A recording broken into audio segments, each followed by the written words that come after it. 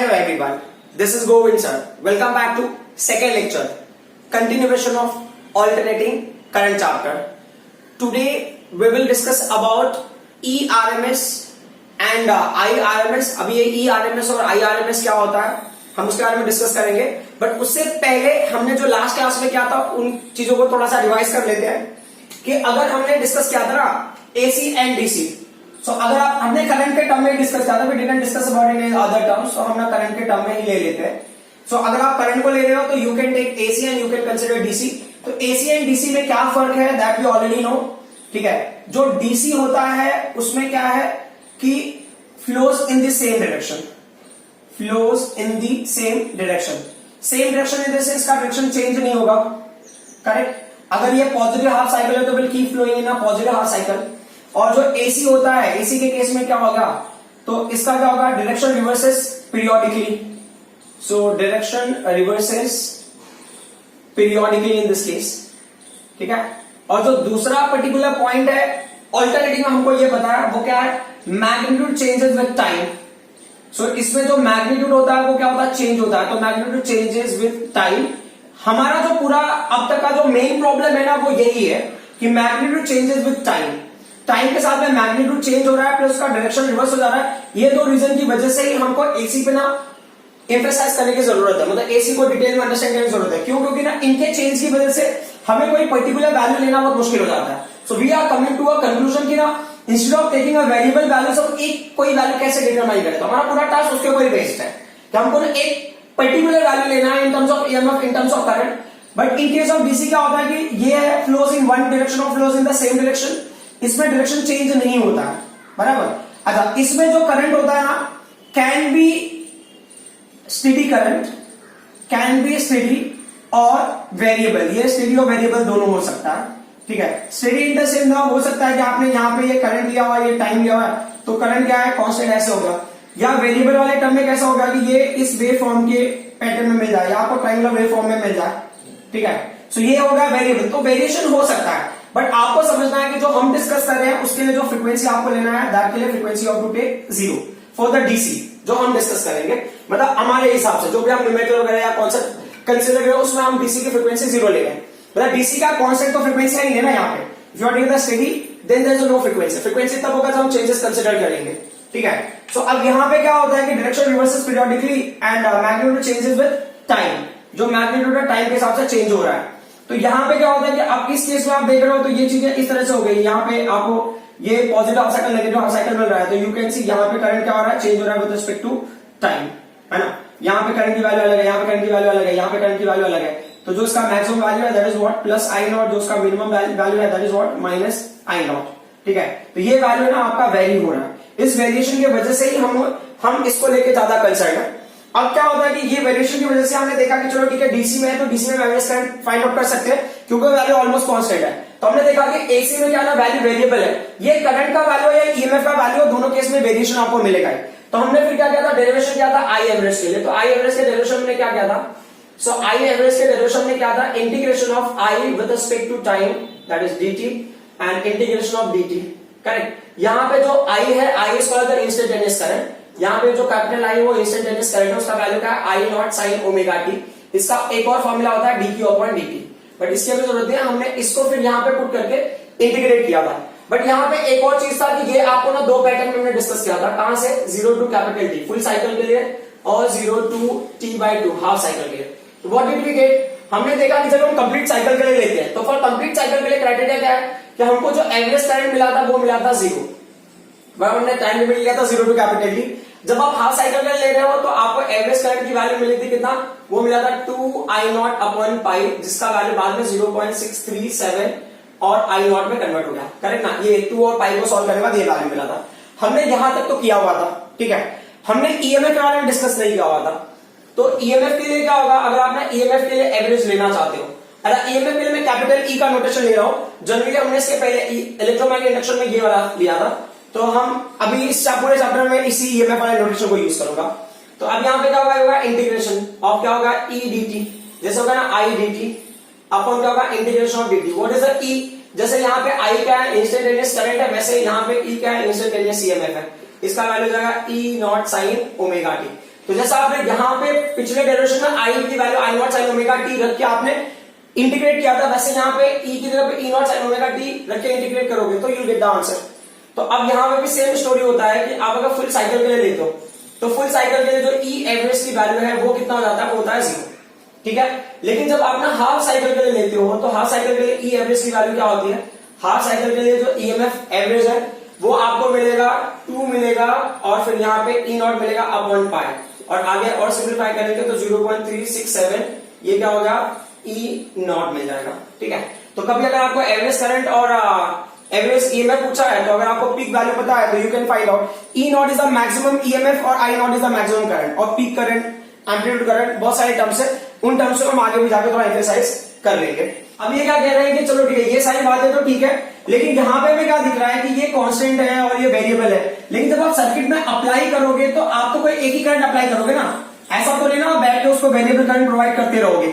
ये circuit AC जो है तो जो आप एक पर्टिकुलर जो वैल्यू आप अप्लाई करोगे उसकी वैल्यू कितनी होगी, है ना। Instead of value if you apply only one current then what's the value for that current, वो हमें निकालना है। What do we call to that current. इन्होंने क्या किया, इन्होंने ना दो सर्किट है, सर्किट एक ही है, उसको दो कंडीशन के अंडर में ऑपरेट कर रहे हैं। तो जो पहला कंडीशन है इन्होंने क्या बताया कि चलो ठीक है आप एक ना सर्किट आपने यहाँ पे ले लिया, दिस इज द रेजिस्टेंस, ठीक है, ये कंडक्टर है या ये कोई डिवाइस हो सकता है जिसके रेजिस्टेंस की वैल्यू कैपिटल आर है। इस डिवाइस को हमने क्या कर दिया है, ऑल्टरनेट डीसी सप्लाई प्रोवाइड किया, ठीक है। सो अगर आप इसको ना ईडीसी ईएमएफ प्रोवाइड करते हो तो आईडीसी करंट फ्लो होगा और फिर उसके बाद रेजिस्टेंस आर में से फ्लो होगा, ऐसा। तो आईडीसी ईडीसी मेंशन करने जो होता है बाकी आई भी लिखोगे तो भी चलेगा, तो that's not a variable quantity, वो फिक्स्ड है। तो ये कौन सा है, ये हमने ले लिया है डीसी के केस में, बराबर है। तो इन्होंने क्या बताया कि ये जो डिवाइस उसका रेजिस्टेंस आर है, ठीक है। अब इस डिवाइस में से आपने टी टाइम के लिए करंट फ्लो कराया है, ठीक है। तो बोल रहे जो हीट एनर्जी प्रोड्यूस हो गया उसकी वैल्यू हो गई एच, और उसको अगर सिंपल टर्म में समझना है तो आप एक और एग्जांपल ले लो कि मान लो आर रेजिस्टेंस में मैंने क्या किया ना 10 मिनट्स के लिए मैंने करंट फ्लो कराया, तो व्हाट डिड वी गेट, हमने देखा कि जो टेम्परेचर था ना, पहले मान लो रूम टेम्परेचर 20 डिग्री सेल्सियस रहा होगा, टेम्परेचर 20 डिग्री सेल्सियस से 80 डिग्री सेल्सियस पे चेंज हो गया। तो 80 डिग्री सेल्सियस पे चेंज होने का मतलब ना कोई तो हीट एनर्जी प्रोड्यूस हुआ रहेगा, बराबर, मतलब ये टेम्परेचर चेंज होता है हीट एनर्जी प्रोड्यूस, तो वो इतना टेम्परेचर चेंज करना 20 डिग्री सेल्सियस से 80 डिग्री सेल्सियस तक टेम्परेचर चेंज करने के लिए हमने डायरेक्ट करंट फ्लो कराया आर रेजिस्टेंस में से कैपिटल टी टाइम के लिए, तो आपको हीट एनर्जी एच प्रोड्यूस हुआ which is showing a temperature variation 20 degree Celsius to 80 degree Celsius, example ले लिया हमने, ठीक है। यानी तो 20 डिग्री 80 डिग्री सेल्सियस का 100 डिग्री सेल्सियस ले लो, लाइक ना बॉइलिंग टेम्परेचर तक आप लेके जाना चाहते हो, that is better to understand, ठीक है। अब क्या हो गया दूसरा पॉइंट, अभी क्या बोल रहे हैं कि आप ना सेम डिवाइस को आपने कनेक्ट कर दिया है एसी सप्लाई के अंडर में, ठीक है। वो जो सेम डिवाइस होगा जो हीट एनर्जी प्रोड्यूस कर रहा होगा उसको आपने क्या किया, ऑल्टरनेटिव सप्लाई के अंडर में कनेक्ट कर दिया। सो अब क्या क्या चीजें फिक्स है, वो कंडक्टर सेम होगा, जो टाइम इंटरवल है सेम है। व्हाट इज सीन कि ना सेम टाइम इंटरवल में लाइक में 10 मिनट्स में एसी ने भी क्या किया, 10 मिनट्स में टेम्परेचर वेरिएशन कितना दिखाया, 20 degree Celsius to 100 degree Celsius का टेम्परेचर वेरिएशन दिखाया, ठीक है। मतलब इसने भी क्या किया, same amount of heat energy produce किया, करेक्ट। तो इसका मतलब क्या होगा कि इसका जो करंट है उसका करंट सेम होगा या डिफरेंट होगा, तो definitely current will be different, जो अमाउंट या मैग्नीट्यूड होगा करंट का वो सेम नहीं होगा, that will be different, but anyhow they are going to form some relation, कोई ना कोई रिलेशन फॉर्म करेंगे। तो हम क्या करते हैं, पहले हमें इस टर्म में लेके जाते हैं, तो हम ऐसा अज्यूम करते हैं कि इसके अंदर जो करंट आपने फ्लो कराया है ना, तो आप ऐसा अज्यूम करें वो करंट आपने अप्लाई किया, तो उसके लिए उसको हमने क्या ले लिया, आई अप्लाई, और वो अप्लाइड करंट अपना इफेक्ट दिखा रहा है, इसके लिए उसको आई इफेक्टिव भी बोल सकते हैं, ठीक है। और दूसरा पॉइंट है कि जो चीजें दिखती है उसको बोलते हैं वर्चुअल, तो ये करंट आपको दिखाई दे रहा है, इसके लिए हो गया वर्चुअल करंट। ये सारा कंडीशन में किसके लिए लिया है, ये हमने अप्लाई किया है डीसी के लिए, ये डीसी में। तो जब आपने आई अप्लाई करंट फ्लो करा है आर रेजिस्टेंस में से टी टाइम के लिए, तब आपका होगा H amount of heat energy produce हो रहा है, या जब आई इफेक्टिव करंट अप्लाई करो आर रेजिस्टेंस में से टी टाइम इंटरवल के लिए, तो H amount of heat energy produce हो रहा है। But how much current you are going to apply in DC वो हमको पता ही नहीं है, बराबर, DC how much current you are going to apply in AC that we don't know, हमको पता ही नहीं, क्योंकि ना उसमें करंट वेरिएबल है ना, कोई फिक्स करंट तो है नहीं कि हम उसको फाइंड आउट कर ले। तो हम इसमें एक अजम्पशन के साथ में चलेंगे। तो ये क्या कह रहे हैं कि देखो दोनों केस में हीट एनर्जी जो प्रोड्यूस है ये सेम है, तो उसके लिए स्टेटमेंट क्या होगा, तो आई इफेक्टिव करंट जो है, मतलब आई इफेक्टिव करंट को हम कैसे इंट्रोड्यूस करेंगे सिस्टम में, तो आप बताते हो कि I effective current is that current, और ये कैसा करंट है? स्टेडी करंट है ना. I effective current is that steady current which can produce same amount of heat energy in the conductor, which can produce the same amount of heat energy, which can produce the same amount of heat energy as produced by alternating current, in the same conductor in same time interval. Is that clear? मतलब जो इसका heat energy होगा, इसका heat energy होगा, दोनों का value क्या होगा? सेम होगा. मान लो इसके लिए हीट एनर्जी की इक्वेशन में अगर लिखूं तो ये क्या कहना चाहता है? जो हीट एनर्जी है वो आई है, H इक्वल टू आई है इफेक्टिव रेस टू. अब ना मैं इफेक्टिव वाले टर्म पे ज्यादा हाईलाइट करूंगा क्योंकि ज्यादा फैशन में ना आई इफेक्टिव है और वर्चुअल भी ले सकते हो आप. तो आई इफेक्टिव रेजिस्टेंस आर से आपने टी को अप्लाई किया तो इतना हीट एनर्जी प्रोड्यूस हुआ था. ये हीट एनर्जी जो ऑल्टरनेटिंग के टाइम पे हीट एनर्जी प्रोड्यूस हुआ है ये उसके इक्वल है और क्योंकि ना टाइम इंटरवल भी सेम लग रहा है. ठीक है. सो अब हमें क्या करना, उस बेसिस पे ही जाना है. तो ये क्या कह रहे हैं कि आप ना ये जो है आई इफेक्टिव की वैल्यू ऑल्टरनेटिंग के टर्म में कितना होगा हमें वो फाइंड आउट करना. इन्होंने क्या बताया कि आप ऑल्टरनेटिंग का ना पहले तो ये समझ लो कि ऑल्टरनेटिंग में ना हमें ये टेंशन क्यों हो रहा है. Why are we worried in case of alternating? हमें ऑल्टरनेटिंग में इतना टेंशन लेने की क्यों जरूरत है? तो ऑल्टरनेटिंग का पहले तो आपको करंट का जो है पैटर्न वो देख लो कि ऑल्टरनेटिंग में जो करंट का पैटर्न है वो कैसा है. तो आपको पॉजिटिव हाफ साइकिल मिला देंगे और नेगेटिव हाफ साइकिल. तो ये आपका ऑल्टरनेटिव का ये पैटर्न हो गया. मान लो ये टोटल टाइम इंटरवल होगा कैपिटल टी. आपको एक टाइम पीरियड के लिए स्टडी करना है. ठीक है. ये जो करंट हो गया ये आई ले लिया आपने, यहाँ पे ये जो वैल्यू होगा ये हो गया आई नॉट और यहाँ पे जो वैल्यू आ गया माइनस आई नॉट हो गया. अब प्रॉब्लम ये है कि आप ना कैसे उसको एक पर्टिकुलर वैल्यू पे सेट करोगे. क्यों? क्योंकि ना यहाँ पे जो करंट है ना, फॉर्मूला क्या है करंट का? सो आई इज इक्वल टू क्या है? ये आई नॉट है, साइन है, ओमेगा टी है. करेक्ट. अब ये जो टी की वैल्यू ये चेंज होगी, ये 0 सेकेंड होगा, फिर ये 1 सेकेंड होगा, फिर ये 2 सेकेंड होगा, फिर ये 3 सेकेंड होगा. तो उसके लिए जो आई का वैल्यू होगा, आई 0 सेकेंड के लिए जो भी होगा, आई 0 मतलब ऐसे ले लो. चलो ये आई नॉट जैसा हो जाएगा. सो इसको मैंने आई डैश ले लिया पहला. तो ये क्या होगा? फिर i1 पे वैल्यू i1 हो गया, 2 सेकंड पे i2 हो गया, 3 सेकंड पे i3 हो गया. तो मैंने क्या किया ना, अगर आप नोटिस करो तो 0 to 1 का टाइम इंटरवल फिक्स है. 0 to 1 का टाइम इंटरवल फिक्स है. या आई डैश लेने की जरूरत है क्योंकि ये करंट 0 मान के चलो. तो मतलब पहले 0 करंट से i1 पे आ गए तो टाइम इंटरवल कितना हो गया? 1 सेकंड हो गया. फिर i1 से जब i2 पे पहुंचे तो टाइम इंटरवल कितना हो गया? वापस 1 सेकंड का होगा. i2 से i3 पहुंचे तो टाइम इंटरवल वापस से 1 सेकंड का हो गया. तो ये क्या कह रहे हैं ना कि आप इसको ना ऐसा इमेजिन करो कि चलो ठीक है मैंने मान लिया ये वेरिएबल है ना, इस बात को एक्सेप्ट किया हमने कि ये वेरिएबल है. वेरिएबल है तो आप ना छोटे छोटे टाइम इंटरवल को ले लो और उन टाइम इंटरवल के लिए आप करंट को फाइंड आउट करो. उस करंट के हिसाब से आप क्या करो, ये हीट एनर्जी डिटरमाइन करो, हर पार्ट का हीट एनर्जी डिटरमाइन करो. तो लाइक ऐसा देखो, अभी इसमें बहुत सारे पार्ट्स है, वैसे बता रहा हूं तो मुश्किल होगा, लेकिन जैसे कि मैंने एक पर्टिकुलर पार्ट सेलेक्ट कर लिया. ये टोटल टाइम इंटरवल में से मैंने इस पार्ट को सेलेक्ट कर लिया, इसको कंप्लीटली आप ना डार्क कर दो. ये टाइम इंटरवल क्या हो गया? This time interval is dt. You imagine ना इसका जो करंट है ना ऑलमोस्ट कांस्टेंट है ना. हमने इसको इस तरीके से लिया है कि इसका करंट ऑलमोस्ट कांस्टेंट है और इसके जो करंट की वैल्यू है वो क्या है? i1 है. क्लियर. तो अब उस हिसाब से अगर मैं देखूं तो ये क्या बोला एसी में.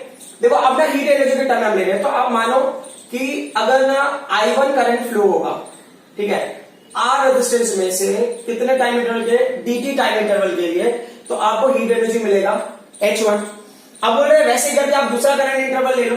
तो जो सेकंड करंट इंटरवल है उसके नेक्स्ट में मैंने ले लिया.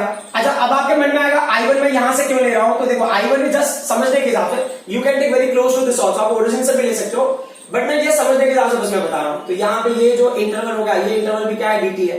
इस इंटरवल का जो करंट का वैल्यू है वो i2 हो गया. ठीक है. ये टाइम इंटरवल इसका क्या होगा? ये dt. तो अब आपने क्या ले लिया? चलो ठीक है, हमने क्या ले लिया? h2 हीट एनर्जी प्रोड्यूस हो रहा है कब? जब i2 amount of current is passing through resistance r for the time interval dt. Correct.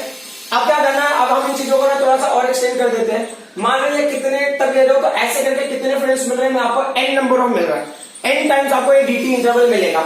तो आपने क्या कर दिया कि heat energy for the n dt interval.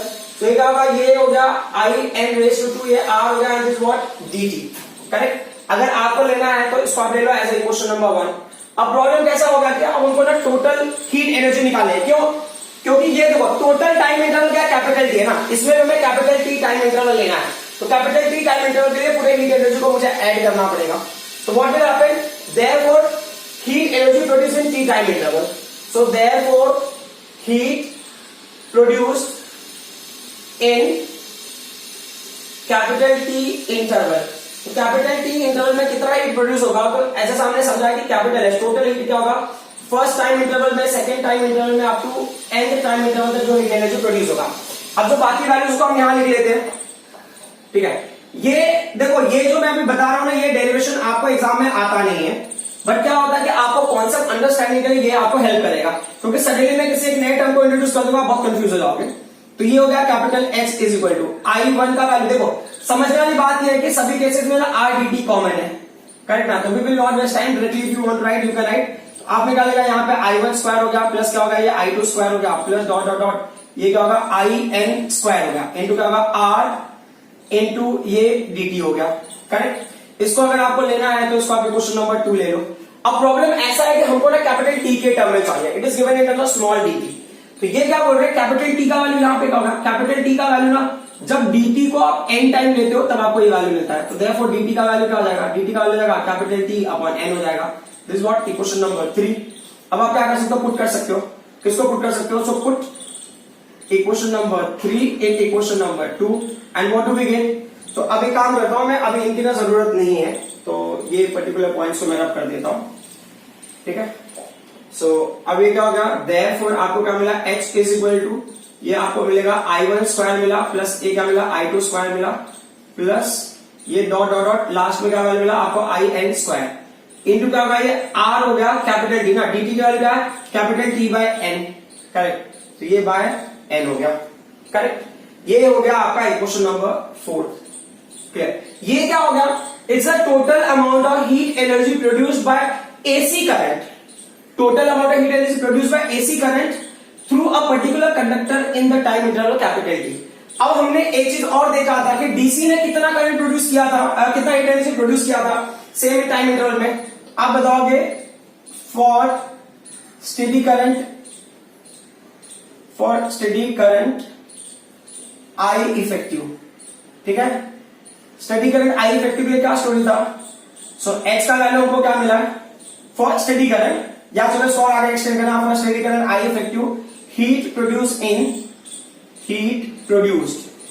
In time capital T, heat produced in time capital T।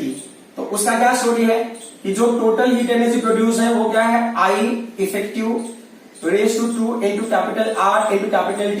देखो मैं ना थोड़ा उल्टे डायरेक्शन में जा रहा हूं, पहले मैंने वो पार्ट किया, फिर ये पार्ट किया, फिर ये पार्ट, मैं ऐसे जा रहा हूं, हाँ sorry for that. As far we understood, एकदम स्टार्टिंग में किया था हमने, जो स्टेटमेंट निकाला, स्टेटमेंट यही था ना कि what is the I effective current, so I effective current is that steady current which produces the same amount of heat, which produces the same amount of heat energy in a conductor as produced in case of what alternating current for the same time interval for the same conductor।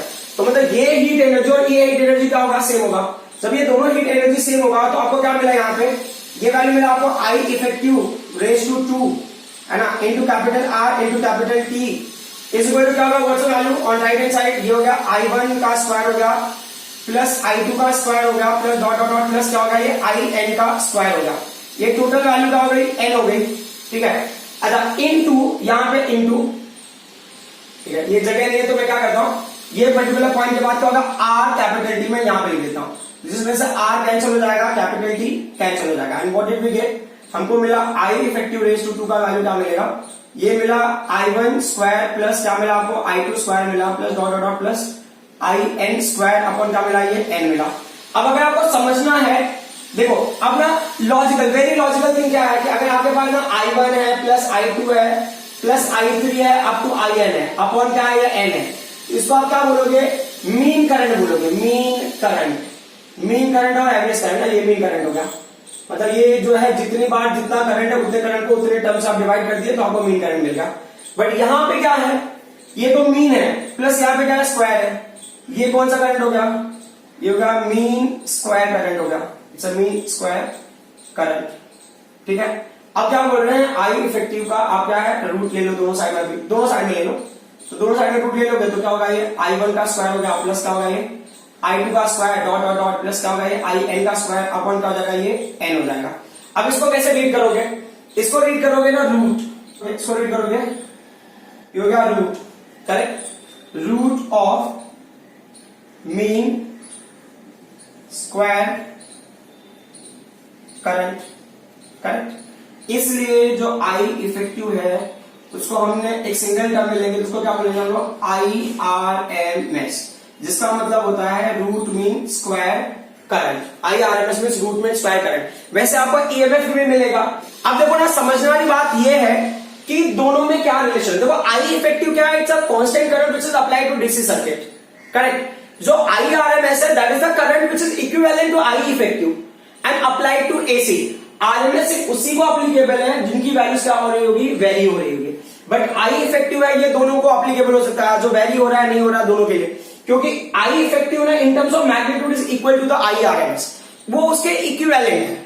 समझ में आ रहा है, आप उसके equal treat कर सकते हो। But I effective IRMS में थोड़ा डिफरेंस होता है। डिफरेंस यही होता है कि जो आई इफेक्टिव वैल्यू है that can be applied to the AC and DC both, but ना जो IRMS है that is purely for the AC circuit, क्योंकि जो वैरी हो रहा है उसमें ही रूट मीन स्क्वायर वाला कॉन्सेप्ट अप्लीकेबल होगा।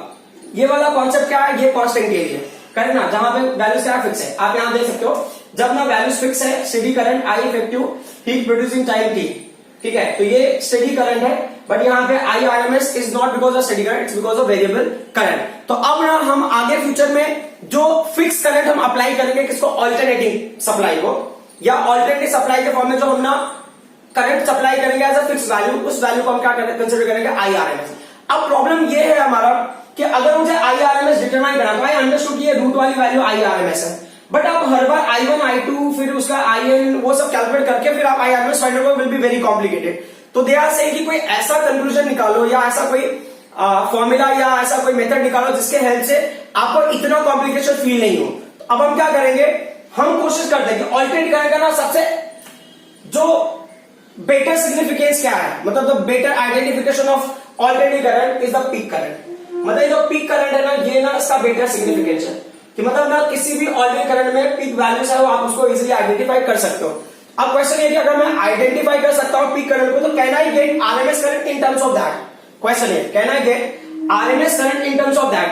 तो मुझे आइडिया मिल जाएगा ना कि चलो ठीक है, ऑल्टरनेटिव करंट का पीक वैल्यू इतना है, सेंस ऑफ ऑल्टरनेटिंग पैटर्न, तो कितना RMS वैल्यू मुझे अप्लाई करना है, पीक वैल्यू से मैं वो फाइंड आउट कर सकता हूं। तो अभी हमें क्या करना है, now we have to derive the relation between IRMS and I0। ठीक है, देखो किसी बुक में ना आई इफेक्टिव भी होगा, आई वर्चुअल भी होगा, IRMS कुछ भी होगा, चलेगा, कोई इश्यू नहीं है। बट हम IRMS सपोज करके चलेंगे, क्यों, क्योंकि हमने ना यहाँ पे अभी लर्न किया कि I effective can be the value for the DC and for the AC both, but the IRMS is completely for the AC। इसलिए हम ना IRMS के साथ में आगे बढ़ेंगे।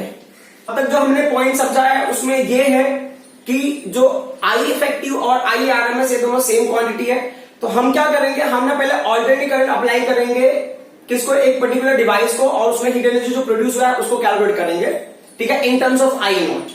समझ में आ रहा है। फिर हम क्या करेंगे, IRMS को अप्लाई करेंगे सेम सर्किट में एज अ स्टेडी करंट, और फिर देखेंगे कि क्या हमें हीट एनर्जी प्रोड्यूस हो रहा है, दोनों को इक्वेट करेंगे।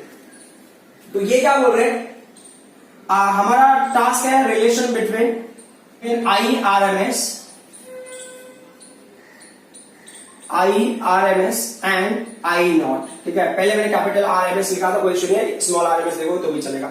सो relation between IRMS and I0।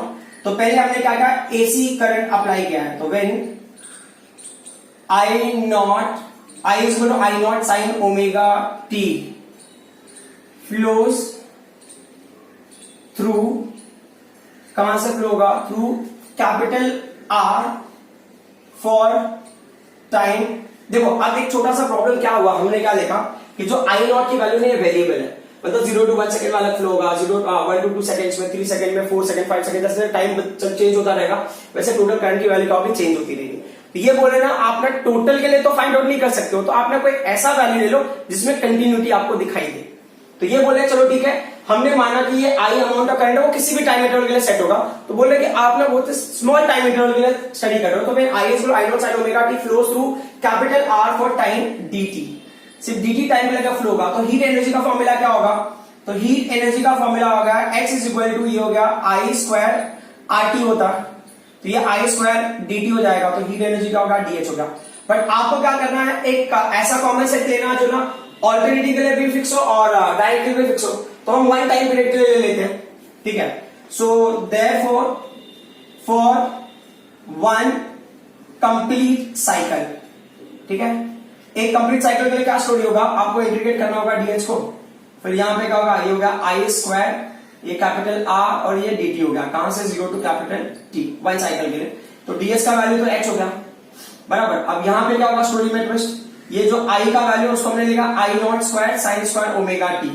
ऐसा क्यों लिख रहे हैं, अभी उस पॉइंट को भी आप देख लो, क्योंकि हमने पहले ही डिस्कस किया था कि जो हम करंट अप्लाई कर रहे हैं वो क्या है, I that is I naught sine omega t, यहां पे ये आई है बराबर। तो अगर आपको मेंशन करना है तो आप साइड में मेंशन करना है तो आप कर सकते हो कि आई का वैल्यू जो है यहाँ पे आई नॉट साइन ओमेगा टी है, दैट्स व्हाई आई की जगह हमने वो वैल्यू पुट कर दिया। अब क्या होता है, अब हम इसको सिंप्लीफाई करेंगे तो जो कांस्टेंट वैल्यूज उनको बाहर ले लो तो h will remain over here, h will remain over here, तो h इज इक्वल टू, यहां पे क्या कांस्टेंट वैल्यूज है, आई नॉट कांस्टेंट वैल्यू है, I not square, r constant value है, करेक्ट। अब इंटीग्रेट किसको करना, 0 टू कैपिटल T किसको इंटीग्रेट करेंगे, sine square omega t dt को हम इंटीग्रेट करेंगे, ठीक है। सो अब ये जो पर्टिकुलर पॉइंट है इसको आप इस तरीके से देखो, एक फॉर्मूला है साइन स्क्वायर थीटा को हम ना 1 माइनस कॉस 2 थीटा अपॉन 2 लिख सकते हैं, ठीक है। तो थीटा की वैल्यू यहां पे क्या है, ओमेगा टी है, करेक्ट। तो उस टर्म के हिसाब से अगर आप देखोगे तो therefore h is equal to क्या हो जाएगा, this I not square r, ये इंटीग्रेशन होगा 0 to capital T, and what's the value for this one, ये हो जाएगा आपका value 1 minus cos 2 omega t upon क्या होगा, ये 2 into what, dt, clear. Already ये 2 कांस्टेंट वैल्यूज है, उसको आप बाहर ही रख लो। तो अब फाइनली हमको क्या मिलेगा, so finally we are getting h is equal to, we got h is equal to I not square होगा, ये कैपिटल R होगा upon 2, and we are going to integrate 0 to capital T, इसको ना बड़े bracket में रख लेते हो तो बेहतर होगा। तो अब जैसे अभी ये 2 को बाहर निकाल लिया आपने, क्या करोगे, 1 को इंटीग्रेट करोगे with respect to dt, correct ना। तो it's a integration of 1 with respect to dt minus जो सेकंड वैल्यू जिसको हम इंटीग्रेट करेंगे वो क्या हो गया, cos 2 ओमेगा t, तो ये cos 2 ओमेगा t हो गया, उसका हम इंटीग्रेशन लेंगे, ठीक है। बिफोर गोइंग अहेड मैं ये पर्टिकुलर पॉइंट के लिए एक बार मैं फिर से मैं बता देता हूं क्या है रूल। जब आप ना cos 2 ओमेगा t का लोगे तो जो जिन्होंने मैथ्स नहीं लिया है उनके लिए थोड़ा डिफिकल्टी होगी, तो मैं यहां बताता हूं cos x का जब आप इंटीग्रेशन लेते हो विद रिस्पेक्ट टू x, ठीक है, यहां पे x है और विद रिस्पेक्ट टू x आप ले रहे हो, तो इसका जो इंटीग्रेशन होता है वो होता है sin x। बट अगर मान लो कि आपने इंटीग्रेशन लिया है cos nx का, आप इंटीग्रेशन ले रहे हो with respect to what, x, तो यहां पे ये x टर्म है और ये x टर्म है ना, मतलब ये बता रहा है कि x का आपको इंटीग्रेशन लेना है, तो ये cos nx, तो ये क्या हो जाएगा, ये वैल्यू हो जाएगा आपका sin nx, आप ऐसे लिखोगे साइन के टर्म में, फिर क्या होगा, आप x के साथ में करो तो x के अलावा जो टर्म बचा है उसको क्या करना है, डिनोमिनेटर में लिख देना, ठीक है। जो sine as a angle, sine के साथ में जो एंगल आएगा ना साइन थीटा, ये एज अ थीटा x के अलावा जो भी टर्म होगा that will come in denominator, ठीक है। उसके ना रूल्स वगैरह है, chain rule and all, I will not go on that one, ठीक है। तो आपको बस जितना जरूरत है उसके हिसाब से हम देख लेते हैं। तो ये हो गया capital H is equal to, आपको मिला है value I not square r by 2 bracket close, ये क्या होगा, dt का इंटीग्रेशन क्या होगा, dt का इंटीग्रेशन हो जाएगा t, तो ये 0 to capital T minus, correct. अब इस वैल्यू के हिसाब से देख लेते हैं, तो यहां पे क्या होगा कि when you are integrating this particular term, तो ये cos 2 ओमेगा t का क्या हो गया इंटीग्रेशन, तो जैसा cos 2 ओमेगा t का पहले तो हो जाएगा sin 2 ओमेगा t हो जाएगा, ठीक है। आपको ना विद रिस्पेक्ट, अच्छा यहां पे ये dt भी लेना जरूरी था, that we can't forget, because without dt you can't integrate, dt will be integrating this 2 को हमने पहले ही बाहर ले लिया, फिर I am integrating 1 with respect to dt, ये तो पूरा एक टर्म है हिसाब से देखें तो दिस इज वन टर्म है ना, तो उसमें कोई कंफ्यूजन नहीं होना चाहिए, ठीक है। तो अब ये क्या होगा, dt से 1 का integration and with respect to dt cos 2 omega t का integration, this value is t 0 to capital T, ये क्या होगा sin 2 ओमेगा t अपॉन क्या होगा, t के अलावा जो टर्म है वो भी क्या आएगा, डिनोमिनेटर में आ जाएगा, ऐसा हो जाएगा वैल्यू, ठीक है। ये इसको आप लिमिट में रख लो, तो ये क्या लिमिट कहां, 0 टू कैपिटल T, और एक बड़ा ब्रैकेट मैंने रख दिया, यहाँ पे h इज इक्वल टू, ये क्या है, I not square capital R upon 2 bracket close, तो ये ब्रैकेट में क्या हो गया, कैपिटल T हो गया माइनस क्या हो गया, 0 हो गया माइनस। अब यहाँ पे ना 2 ओमेगा का कोई मतलब नहीं, तो 2 ओमेगा को बाहर ले लो यहाँ पे, है ना, तो ये क्या होगा 1 अपॉन 2 ओमेगा ना, लिमिट पुट करने में उसका कोई रोल ही नहीं है, ठीक है।